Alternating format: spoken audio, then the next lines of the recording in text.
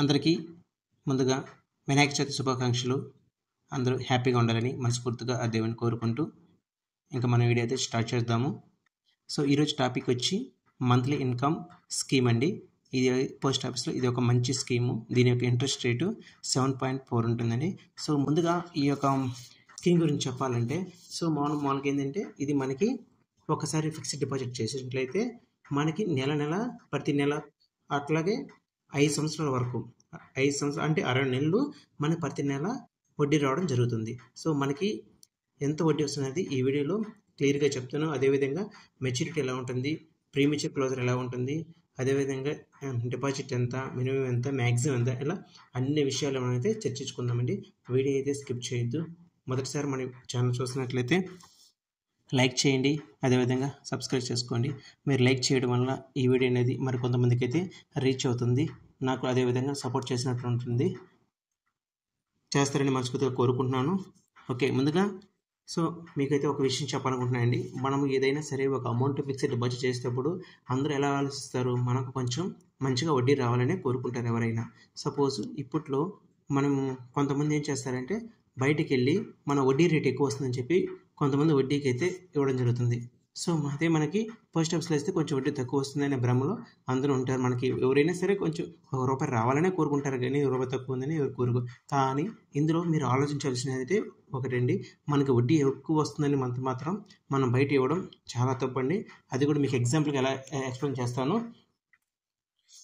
Suppose మీరు ఒక 5 lakhs కావచ్చు, 9 lakhs కావచ్చు, ఒక 15 లక్షలు కావచ్చు, ఎంతైనా సరే మీరైతే ఒకరికి వడ్డీకి ఇచ్చారండి.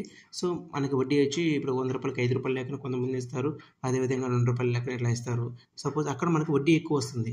సో మనకి అక్కడ వడ్డీ ఎక్కువ వస్తుంది, అదేవిధంగా అంతే రిస్క్ అయితే ఉంటుందండి. ఇప్పుడు 100% వడ్డీ ఎక్కువ వస్తుంది, అదే 100% మీకు రిస్క్ ఉంటుంది. రిస్క్ ఎలా ఉంటుంది, సపోజ్ అతను ఇచ్చే వడ్డీ అతను ₹5 వడ్డీ తీసుకున్నాడు, సో అతను ఇవ్వలేకపోయాడు. సపోజ్ అతను ఇవ్వడం మానేశాడు, మనకి వడ్డీ పోతుంది, అసలు పోతుంది. సో అలాంటి రిస్క్ అయితే మనం ఫేస్ చేసిన అవసరమే లేదు. ఆ పాయింట్ అయితే మేము గుర్తుపెట్టుకోండి. రెండో పాయింట్ వచ్చి సపోజ్ ఇప్పుడు 100కి మీరు ₹1 లెక్కన కావచ్చు, ₹2 లెక్కన కావచ్చు. సో అందులో ఏంటంటే కొంచెం రిస్క్ ఉంటుంది.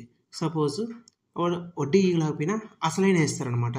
మనకేమనిపిస్తుంది, కొన్ని రోజుల తర్వాత వడ్డీ ఇవ్వలేనప్పుడు అదే కానీ మనం వడ్డీ వచ్చి సపోజ్ 100కి ₹2 లెక్కన అట్లా ఇచ్చారనుకోండి. సో కొంచెం రిస్క్ ఉంటుంది. ఎలా అంటే సపోజ్ మనకేంటంటే వడ్డీ ఇప్పుడు ఎగ్గొట్టారు, సో వడ్డీ ఇవ్వట్లేదు. మనం ఏమనుకుంటాం, సరే వడ్డీ రాకపోయినా పర్లేదు, అసలైనా వస్తే బాగుంటుంది అనే ఆలోచనకి అయితే వస్తాం. సో ఇందులో ఏంటంటే 50% రిస్క్ ఉంటుంది, అదేవిధంగా 50% రిస్క్ అయితే ఉంటుందండి. సో నెక్స్ట్ థర్డ్ కేటగిరీ వచ్చి మనకి వడ్డీ వస్తుంది, అదేవిధంగా జీరో రిస్క్ ఉంటుంది. సో అంటే వడ్డీ మీరు ఎక్స్పెక్ట్ చేసిన 100కి ₹5 అయితే రాదండి. ఒక మినిమంగా వడ్డీ అయితే మంచిగానే వస్తుంది.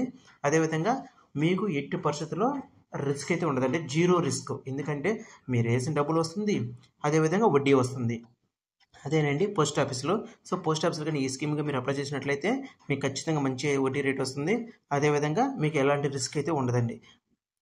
ఇప్పుడు మనం ఈ స్కీమ్ గురించి స్టెప్ బై స్టెప్ మీకైతే క్లియర్గా ఎక్స్ప్లెయిన్ చేస్తాను.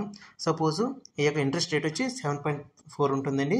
దీని యొక్క డిపాజిట్ వచ్చి మినిమం డిపాజిట్ వచ్చి 9 lakhs వరకు ఉంటుంది. అదే అంటే ఒక సింగిల్ అకౌంట్ అనమాట. అదే జాయింట్ అకౌంట్ అయితే 15 లక్షల వరకు అయితే డిపాజిట్ చేయొచ్చు. సో జాయింట్ అకౌంట్ అంటే అర్థం ఏంటంటే జాయింట్ ఏ కానీ జాయింట్ బి కానీ చేసుకోవచ్చండి. జాయింట్ బి అంటే ఒక స్పౌస్ అనమాట, wife and husband account open చేసినట్లయితే 15 లక్షలు డిపాజిట్ చేసినట్లయితే వాళ్ళకైతే ప్రతి నెల వచ్చి ₹9,250 అయితే వడ్డీ రావడం జరుగుతుంది. అదే సంవత్సరానికి అయితే 1,11,000 వస్తుంది. అది మొత్తం టోటల్గా 5 years తర్వాత అయితే మీకు 5,55,000 వడ్డీ అయితే రావడం జరుగుతుందండి. ఈ యొక్క ప్రతి నెల వడ్డీ అనేది మీ అకౌంట్లోకి అయితే ఎస్బీఐ అకౌంట్లోకి జనరేట్ అవుతుంది. 60 నెలలకైతే 5,55,000 అయితే వడ్డీ రావడం జరుగుతుంది. అంటే మీ యొక్క అసలు వచ్చి 15 లక్షలు ప్లస్ ఇది మొత్తం 20,55,000. ఇదంతా మీకు మీ యొక్క ఎస్బీఐ అకౌంట్కి ప్రతి నెల క్రెడిట్ అవుతుంది. ఎలా ఉందంటే మీరు సపోజ్ 2వ తేదీన అకౌంట్ ఓపెన్ చేశారు, ప్రతి నెల 2వ తేదీన మీ యొక్క ఎస్బీఐ అకౌంట్ క్రెడిట్ అవుతుంది. మీరు వడ్డీ తీసుకోవచ్చు, లేదు తీసుకోలేదు ఎస్బీఐ అకౌంట్లో అలాగే ఉంది. సో టోటల్ అమౌంట్ 20 లక్షల వరకు తీసుకోవచ్చు అండి. సపోజ్ 5,55,000 కూడా మీరు తీసుకోకపోతే ఆ ఎస్బీఐ అకౌంట్ కూడా 4% వడ్డీ అయితే రావడం జరుగుతుంది. సో దీనివల్ల మీకు ఇంకా బెనిఫిట్ తప్ప ఎలాంటి రిస్క్ అయితే ఉండదండి. చాలా మంచి స్కీము. అదే సింగిల్ అకౌంట్ అయితే 9 లాక్స్ వరకు డిపాజిట్ చేసుకోవచ్చు. సింగిల్ అంటే ఏం లేదండి, ఇండివిడ్యువల్‌గా అకౌంట్ అనమాట. సెపరేట్‌గా ఒక అకౌంట్ ఓపెన్ చేయాలనుకుంటే 9 లాక్స్ వరకు చేసుకోవచ్చు. అదే 9 లాక్స్ డిపాజిట్ చేసినట్లయితే మీకు రూ. 5,550 అయితే ప్రతి నెల వడ్డీ వస్తుందండి. అదే సంవత్సరానికైతే 66,600 వస్తుంది. 5 సంవత్సరాలకైతే 3,33,000 వడ్డీ అయితే రావడం జరుగుతుంది. సపోజు మేము స్పౌస్ కింద 15 లక్షలు వేసుకున్నాము. మళ్ళీ ఇండివిడ్యువల్‌గా 9 లక్షలు వేసుకోవచ్చా అనే డౌట్ రావచ్చండి. లేదండి, ఇప్పుడు సపోజ్ స్పౌస్ కింద అంటే భార్యాభర్తలు వచ్చి మనకి 15 లక్షలు డిపాజిట్ చేశారు. అంటే ఈక్వల్ టు షేర్ ఉంటుందండి. ఈక్వల్ షేర్ ఉంటుంది. అంటే 7.5 లాక్స్ ఒకరి మీద ఉంటుంది. ఇంకొకరి మీద 7.5 అంటే రిమైనింగ్ 1.25 అంటే 9 లాక్స్ వరకు వేసుకోవచ్చు. కాబట్టి రిమైనింగ్ బ్యాలెన్స్ సెపరేట్‌గా అకౌంట్ చేసుకోవచ్చు. అలా చేసుకోవచ్చండి. నెక్స్ట్ ఇందులో joint A, joint B. So ఈ పాయింట్ వచ్చాయి కాబట్టి మీకు ఎక్స్ప్లెయిన్ చేస్తున్నాను. జాయింట్ బి అంటే ఏం లేదండి, నెలవారీ వడ్డీ వచ్చినప్పుడు జాయింట్ బిలో ఎవరైనా వచ్చి వడ్డీని తీసుకోవచ్చు. లేదనుకుంటే మెచ్యూరిటీ తర్వాత ఇద్దరిలో ఒకరున్నా సరే మీకైతే అమౌంట్ ఇవ్వడం జరుగుతుంది. మెచ్యూరిటీ అమౌంట్ మీ యొక్క వడ్డీ. అదే జాయింట్ ఏ అయితే కంపల్సరీగా ఇద్దరు రావాలి, ఇద్దరు సైన్ చేయాలి. అప్పుడు మాత్రమే మీ యొక్క డబ్బులు ఇవ్వడం జరుగుతుందండి. Next minor account. So minor కూడా అకౌంట్ ఓపెన్ చేయొచ్చు విత్ గార్డియన్ ద్వారా. గార్డియన్ నెక్స్ట్ వచ్చి guardian be of minor or person of unsound mind. వీళ్ళకి కూడా గార్డియన్ సపోర్ట్ తీసుకొని అకౌంట్ అయితే ఓపెన్ చేయొచ్చండి. నెక్స్ట్ సపోజు ఈ యొక్క స్కీమ్ని మీరు ముందుగానే క్లోజ్ చేసుకోవాలి. దీన్ని ప్రీమెచ్యూర్ క్లోజర్ అంటారండి. ప్రీమెచ్యూర్ క్లోజర్ ఏ టైంలో చేసుకోవచ్చు. సపోజ్ ఒక 2 ఇయర్స్ 3 ఇయర్స్ అయింది, మనం అకౌంట్ క్లోజ్ చేసుకోవాలనుకుంటున్నాము. అలాంటప్పుడు ఏం చేయాలి? సో అలాంటప్పుడు ఏం చేయాలంటే ఇక్కడున్న కండిషన్ అయితే ఫాలో అవ్వాలండి. ఫస్ట్ కండిషన్ వచ్చి 1 ఇయర్ లోపల అయితే మీరు ఎటువంటి ముందే క్లోజ్ చేయడానికి అయితే అవకాశం లేదండి. మినిమం అయితే 1 ఇయర్ అయితే కంపల్సరీగా పోస్ట్ ఆఫీస్లో అయితే ఉండాలి. నెక్స్ట్ 1 ఇయర్ నుంచి నెక్స్ట్ పాయింట్ వచ్చి 1 ఇయర్ తర్వాత బిఫోర్ 3 ఇయర్స్ అంటే 1 ఇయర్ కానీ 1 ఇయర్ పైన సెకండ్ ఇయర్ కానీ థర్డ్ ఇయర్ లోపల కానీ ఈ మధ్యలో కానీ మీరు కానీ అకౌంట్ క్లోజ్ చేయాలనుకుంటే మాత్రము 2% డిడక్షన్ అండి. మీ యొక్క ప్రిన్సిపల్ అమౌంట్ ఉంటుంది కదా, దాని మీద 2% డిడక్షన్ పట్టుకొని రిమైనింగ్ అమౌంట్ మీకు ఎస్బీఐ అకౌంట్ అయితే వేయడం జరుగుతుంది. అదే 3 ఇయర్స్ తర్వాత అయితే మాత్రము 1% మాత్రమే డిడక్షన్ జరుగుతుంది.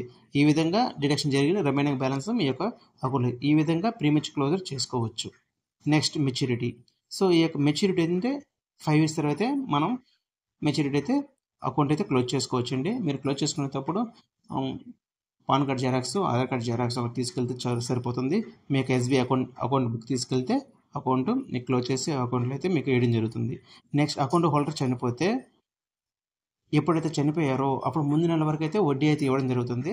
వడ్డీ ఇస్తారు, రిమైనింగ్ బ్యాలెన్స్ కూడా మీకు ఇచ్చేస్తారనమాట. సో మీకు ఈ వీడియో క్లియర్గా అర్థమైంది అనుకుంటున్నాను. మీకు ఈ వీడియో నచ్చితే లైక్ చేయండి, అదేవిధంగా సబ్స్క్రైబ్ చేసుకోండి. మీకు నెక్స్ట్ మనం పోస్ట్ ఆఫీస్లో అమౌంట్ ఎలా సేవ్ చేయాలి, ఏ విధంగా మన అమౌంట్ వేస్తే ఎన్ని రకాలుగా సేవ్ చేసుకోవచ్చు, ఒక్కసారి డిపాజిట్ చేస్తే దాన్నే మనము సపరేట్గా మళ్ళీ డిపాజిట్ చేయకుండా ఎన్ని విధాలుగా సేవ్ చేయొచ్చు అనేది మీకు ఇది నేను తొందరలో ఒక వీడియో అయితే చేస్తున్నానండి. ఆ వీడియో మీకు ఎంతమందికి కావాలనుకున్నారో లైక్ చేయండి, అదేవిధంగా కామెంట్ చేయండి. Thank you for watching this video.